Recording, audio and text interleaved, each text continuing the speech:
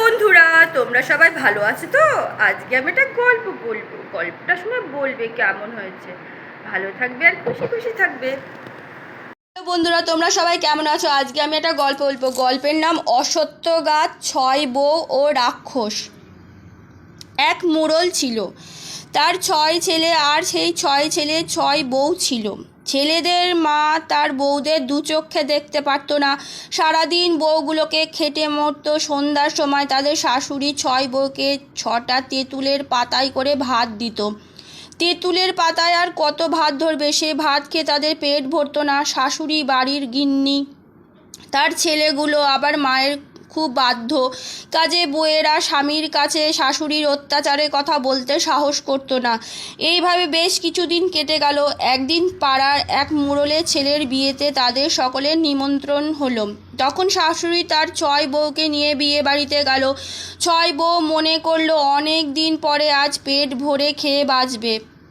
তাই ভেবে তারা খুব কাজ করতে লাগলো, কিন্তু সন্ধ্যার সময় তাদের সে আশা শেষ হয়েছে। শাশুড়ি ডেকে বলল, ওগো, তোমরা বসে বসে কি করছো? তোমাদের ভাত দেব, তেঁতুলের পাতা নিয়ে এসো। তখন ছয় বউ বুঝতে পারলো যে এ বাড়িতে তাদের শাশুড়ির হাতের রান্নাঘরে আর পরিবেশনের ভার পড়েছে। সেই কথা শুনে ছয় বউ করল কি, জল আনার নাম করে 6টি কলসি নিয়ে বেরিয়ে পড়ল। তারা ছয় জায়ে পরামর্শ করল যে এত কষ্ট আর সইতে তো পারি না, আমরা আর বাড়ি ফিরে আসবো না। যেদিকে দু চোখ যায় সেই দিকে চলে যাব। ছয় বউ কাকে কলসি নিয়ে চলতে লাগলো।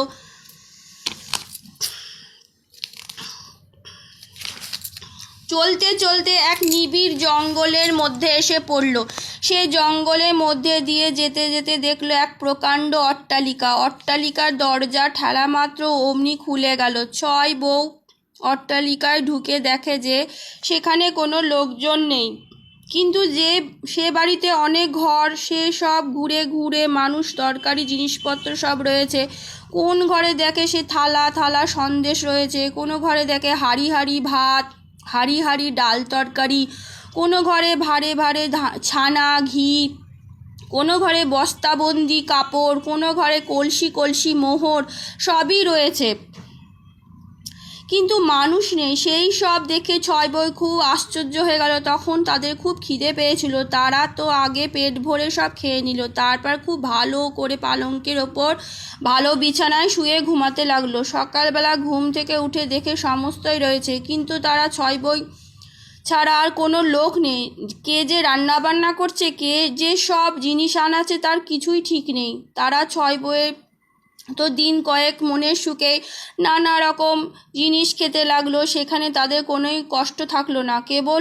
কেবল হতো কি, সেই অন্ধপুরীতে থাকতে তাদের মধ্যে মধ্যে ভয় লাগতো।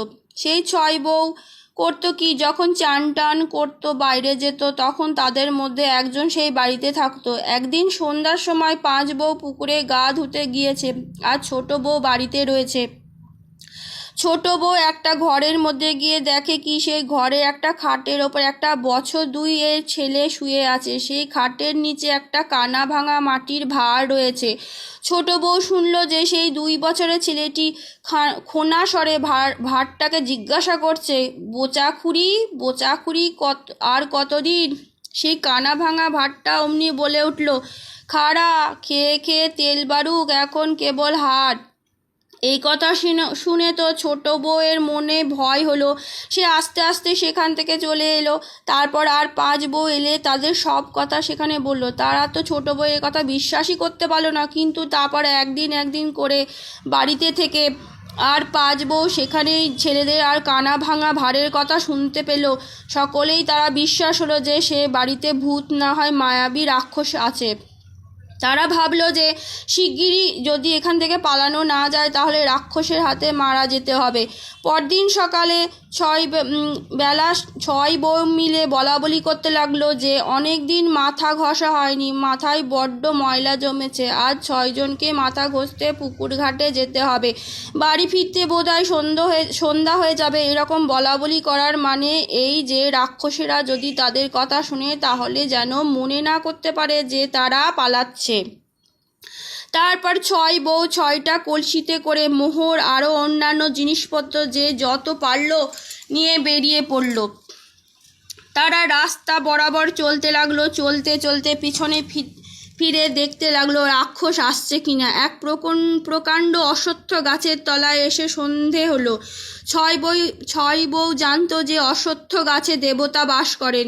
তারা গাছকে বলল, দেবতা তুমি তোমার মধ্যে স্নান দাও, নইলে রাক্ষস আমাদের খেয়ে ফেলবে। তখন গাছ বলল, আচ্ছা আমি ফাঁক হচ্ছি, তোমরা আমার ভেতরে ঢুকে পড়ো, তাহলে রাক্ষসেরা তোমাদের কিছু করতে পারবে না। তারপর সকাল হলে তোমরা বেরিয়ে পড়ো। এই কথা বলে গাছ ফাঁক হয়ে গেল। অমনি 6 বউ সে তার মধ্যে ঢুকে পড়ল। গাছ আবার যেমন ছিল তেমনি হয়ে গেল। এদিকে সন্ধ্যার পর যখন 6 বউ রাক্ষসের বাড়িতে ফিরল না, তখন রাক্ষসেদের মনে সন্দেহ হলো, তবে কি এরা ফাঁকি দিয়ে পালিয়েছে? অমনি রাক্ষসগুলো তাদের খোঁজে বেরিয়ে পড়ল। খুঁজতে খুঁজতে সেই অশ্বত্থ গাছের তলায় এসে হাজির হলো। সেখানে এসে রাক্ষসগুলো মানুষের গন্ধ পেয়ে বলতে লাগলো, হাউমাউ দাও, হাউমাউ খাও, মানুষের গন্ধ পাও। আর করলো কি, সেই গাছের ডাল ভাঙতে লাগলো, পাতা ছিঁড়তে লাগলো, আর গাছের সর্বাঙ্গ আছড়ে কামড়ে ক্ষত বিক্ষত করে দিতে লাগলো। তারপর ভোর হবা মাত্র রাক্ষসগুলো পালিয়ে গেল। সূর্য উঠল তখন অশ্বত্থ গাছ বউ 6 জনকে ডেকে বলল, ওগো সকাল হয়েছে, রাক্ষসগুলো পালিয়েছে, তোমরা এখন বেরোতে পারো। এই কথা বলে গাছ ফাঁক হয়ে গেল আর 6 বউটি বেরিয়ে গেল। গাছ আবার যেমন ছিল তেমন হলো। বউ 6টি বের হয়ে দেখলো কি যে রাক্ষসগুলো গাছের ডাল ভেঙে পাতা ছিঁড়ে আছড়ে কামড়ে তাকে খুব নাকাল করেছে। তাদের দেখে খুব খারাপ লাগলো। তারা তখন করলো কি, সেখানে যে পুকুর ছিল সেই পুকুর হতে কাদা এনে গাছের যে জায়গায় ছাল রাক্ষসেরা তুলে ফেলেছিল সেই জায়গায় মাখিয়ে দিল। এতক্ষণ গাছের সর্বাঙ্গ জ্বলে যাচ্ছিল, কাদা মাখিয়ে দেওয়ায় ঠান্ডা হলো। তখন গাছ বলল, তোমাদের ওপর আমি বড় খুশি হয়েছি, কিন্তু তবুও বলছি যে তোমরা এখানে থেকো না।